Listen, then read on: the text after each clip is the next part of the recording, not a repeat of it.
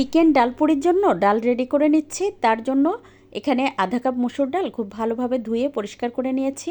দিয়ে দিলাম 2টা পেঁয়াজ কুচি, স্বাদ মতো লবণ, 1 চা চামচ পরিমাণ চিলি ফ্লেক্স, তার সাথে দিয়ে দেবো ধনে গুঁড়া, জিরা গুঁড়া, সেই সাথে দিয়ে দেবো হলুদ গুঁড়া 1 চা চামচ করে সব কিছু দিয়েছি। তার সাথে দিয়েছি আদা রসুন বাটা।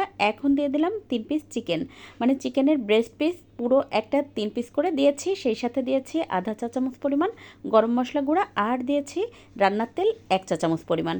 এবার খুব ভালোভাবে হাত দিয়ে মেখে নিয়ে 1 কাপ পরিমাণ পানি দিয়ে ঢাকনা দিয়ে ঢেকে এই যে রান্না করে নেব, যতক্ষণ না পর্যন্ত সব কিছু খুব ভালোভাবে সিদ্ধ হয়ে যায়।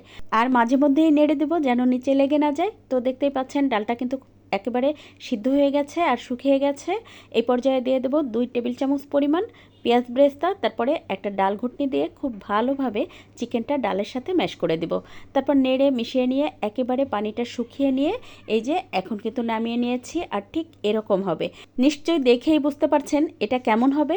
তারপর এই তো দেখতে পাচ্ছেন আমি তো আগেই পুরির ডো তৈরি করে রেখেছিলাম, আর এটা তো আমরা সবাই পারি।